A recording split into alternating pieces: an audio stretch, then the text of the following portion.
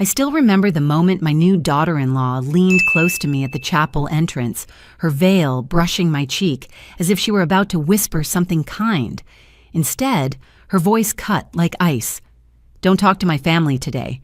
My name is Margaret Hale, 58 years old. I raised my son Daniel alone after his father left when he was a boy. Through years of double shifts and quiet sacrifices, I held on to one dream that one day Daniel would build a family where I might finally belong again."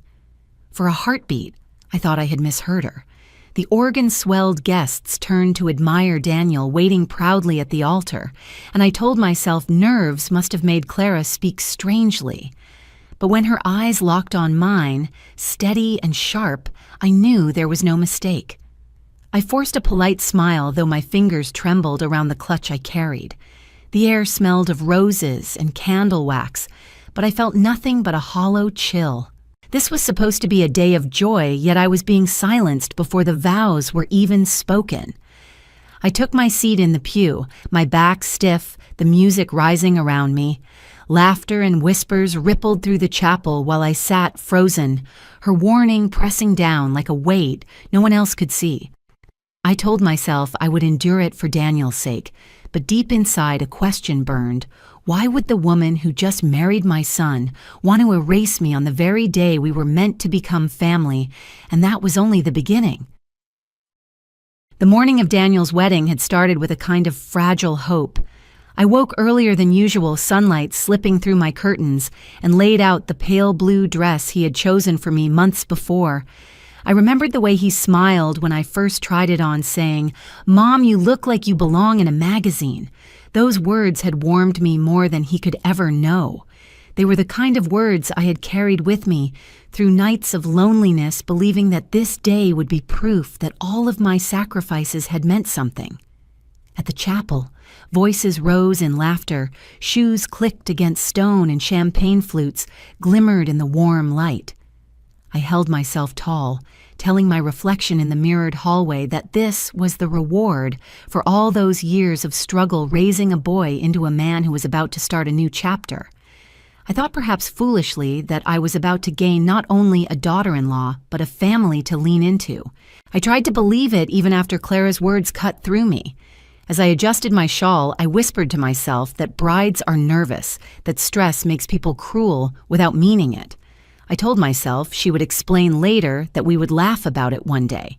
But even as the ceremony began, that hope trembled inside me like glass about to crack. Daniel stood so proud as Clara walked down the aisle, his face radiant. I clapped with the others, but in my chest, something hollow echoed. I had built a life on pretending everything was fine. Sitting there, I realized I might have to do it again. After the ceremony, the reception spilled out into the courtyard behind the chapel. Strings of soft lights hung above the tables, swaying gently in the summer breeze. Guests laughed freely, clinking glasses. Plates of roasted chicken and garlic potatoes carried past on silver trays. It was the kind of celebration I had once dreamed of for Daniel, a moment when all of life's hard years would be replaced with joy.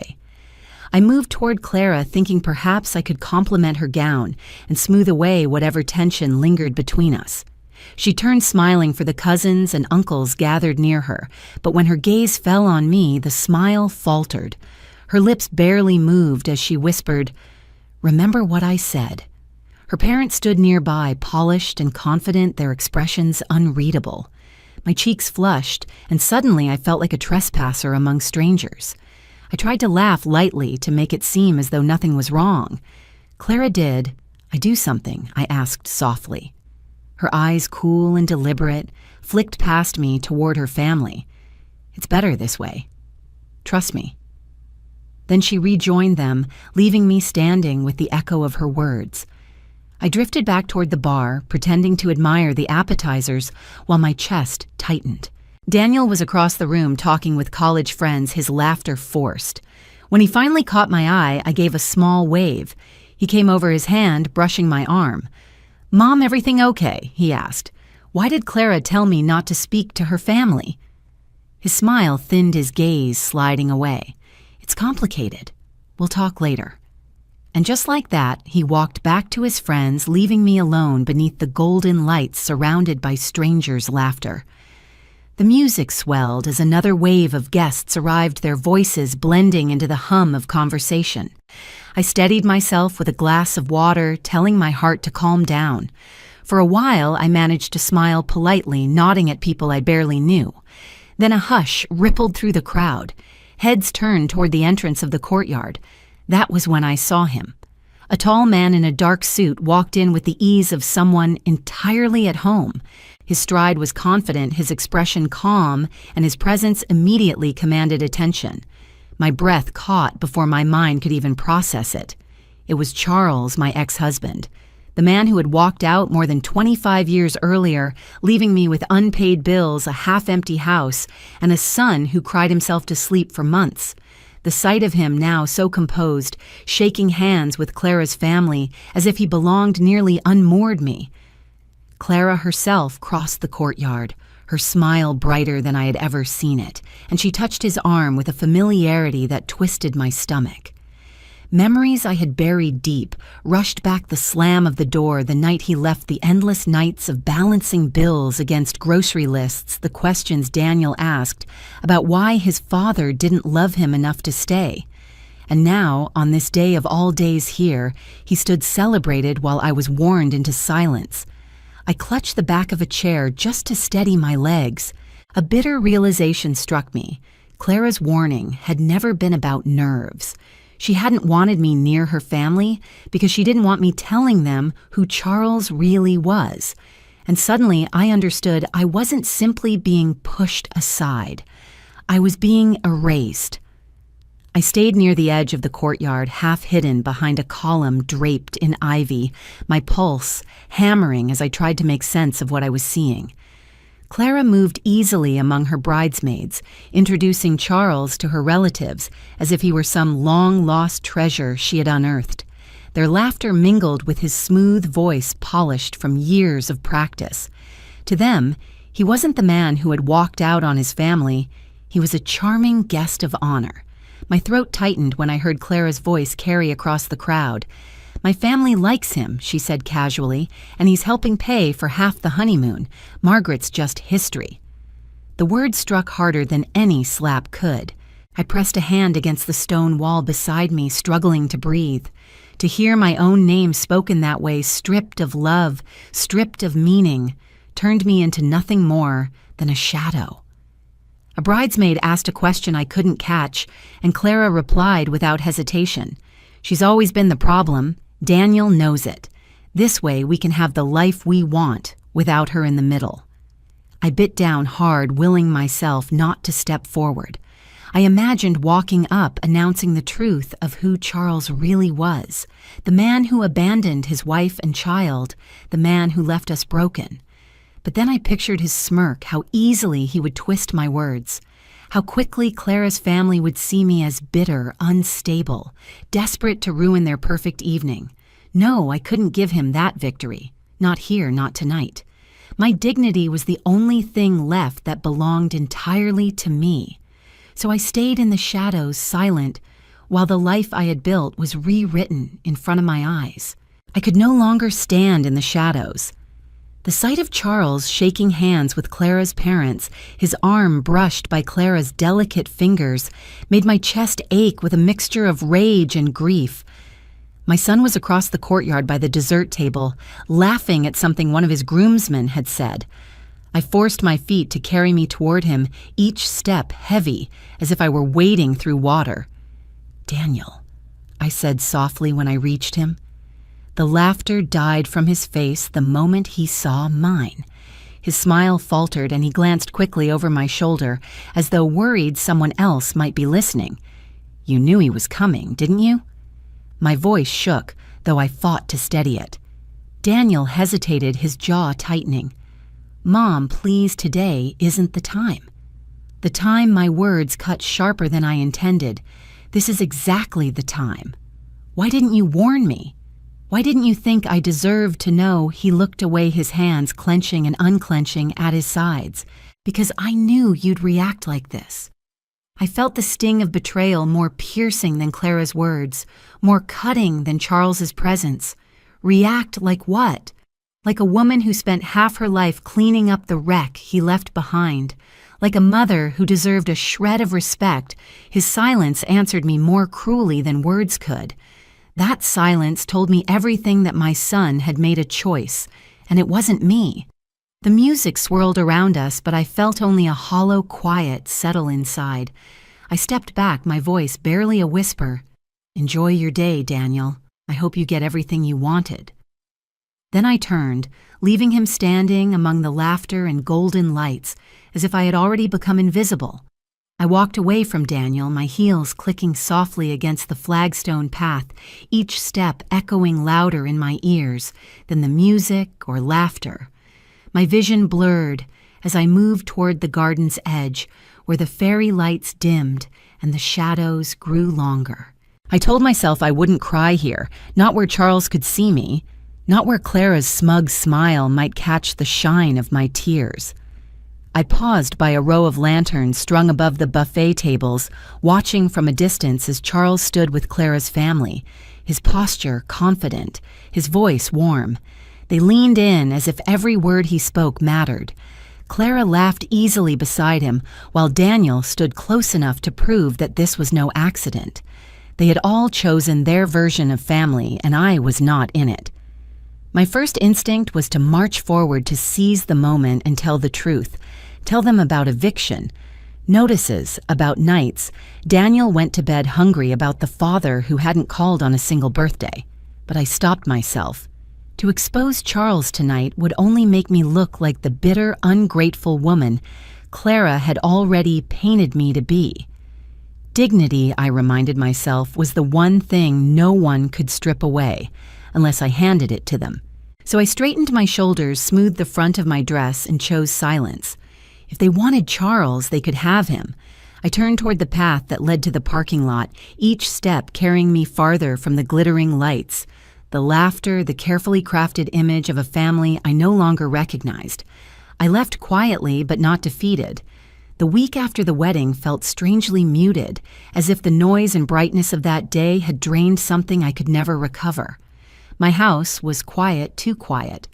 The dress I had worn hung neatly in the back of my closet, but every time I caught sight of its pale blue fabric, a sharp ache pierced through me. I had deleted the family group chat the night I came home, the one where I used to send holiday plans and little photos of Daniel as a boy. The silence on my phone now was heavier than I expected. On the 7th day, the screen finally lit up with Daniel's name. My hands hesitated above it. When I answered, his voice carried a softness I hadn't heard since he was a teenager asking for favors. "Mom," he began. "I'm sorry I didn't warn you. I thought it would be easier if you didn't know." I closed my eyes, steadying the sting rising in my chest. Easier for who, Daniel? For me or for you? He hesitated long enough that I could almost hear him thinking. "I didn't want you to get upset on my wedding day." I gripped the phone tighter. "You invited the man who abandoned us to one of the most important days of your life. You stood by while your wife told me not to speak to her family. And you think the problem was me knowing ahead of time." There was no reply, only a sigh that widened the distance between us. "I thought maybe it was time to move on," he said quietly. "Moving on," I whispered, "doesn't mean erasing the people who never left." After that call, the silence in my house deepened. I moved through the rooms like a guest in my own life, every corner holding reminders of what I had lost. The kitchen table where Daniel once did his homework, the porch where we shared summer dinners, the hallway lined with photographs of birthdays and graduations. They had once been proof of love. Now they felt like artifacts from a world I had been cut out of. For a few days, I let myself crumble. Meals went untouched, nights stretched long and sleepless. I replayed Clara's words again and again, as if repeating them might dull their sting, Margaret's just history. Each time the wound opened wider. But grief has a strange rhythm. One morning I stepped outside and noticed the garden I had neglected, the roses bent low weeds curling between the bricks. Something inside me shifted. If I couldn't repair what was broken with Daniel, maybe I could still tend to the parts of life that belonged only to me. I began with the smallest acts, pulling weeds, trimming branches, baking bread for the neighbors who waved from across the street. A friend invited me to join her yoga class at the community center, and though my body ached through the first session, I felt lighter walking home. Soon I was volunteering at the library shelving books with teenagers who didn't know my story, who smiled at me, as if I were simply Margaret, nothing more, nothing less. Each step didn't erase the pain, but it reminded me that I was still here. My life wasn't over just because Daniel and Clara had rewritten theirs without me. One evening I sat on the porch as the sun melted into the horizon, streaks of orange and lavender painting the sky. A breeze carried the scent of cut grass, and for the first time in weeks, I breathed without feeling a weight pressing down on my chest. I realized then that I was not waiting for Daniel to call, not checking my phone every few minutes, not aching for an apology that might never come. The truth settled into me slowly like dusk, creeping across the yard I had spent years believing my worth was tied to where I fit in Daniel's life. But that night, I understood something different. They could have their version of family sculpted with charm and money and carefully chosen silences. I would have my dignity, my voice, my history that no one could erase. I thought of Charles standing tall at the wedding as if he had earned that place. His presence no longer held power over me. What once was a knife twisting in my ribs had dulled to nothing more than a reminder of the woman I had become, the one who survived his leaving, who raised a son alone, who endured the sting of being discarded, yet still chose to stand. The lights from the neighboring houses flickered on tiny beacons against the dark. In their glow, I saw a new shape to my life, one not defined by loss, but by resilience. I could not change Daniel's choices, nor Clara's cruelty, but I could choose how I lived tomorrow. The weeks unfolded gently after that evening on the porch, each day carrying a small piece of renewal. I said yes more often, yes to a lunch invitation from an old coworker, yes to joining a neighborhood book club, yes to the children on the block who wanted to learn how to bake cookies in my kitchen. Their laughter filled my house in a way that no silence could smother. Flour dusted the counters. The smell of sugar and butter lingered in the air, and I felt something I hadn't in years, useful, joyful, alive. On Saturday mornings, I walked to the farmer's market where vendors called my name and handed me baskets of peaches warm from the sun. At the library, the teenagers I shelved books with asked for my reading recommendations, their curiosity genuine. These little connections reminded me that family isn't always bound by blood or marriage. Sometimes it's chosen built piece by piece through kindness and shared moments. I still thought of Daniel, of course. There were nights when I wondered if he ever replayed the look on my face at his wedding, if he ever questioned the choice he made. But those thoughts no longer hollowed me out. They were part of my story, not the end of it. One late afternoon, I stood in my garden, the roses blooming again, their petals soft in my hands. The sky turned a deep shade of gold, and I felt the calm certainty that I was not just history, I was my own future. And for the first time in a long time, that was enough. Thank you for watching. If you enjoy these family drama and revenge stories, please subscribe and join me for more every day.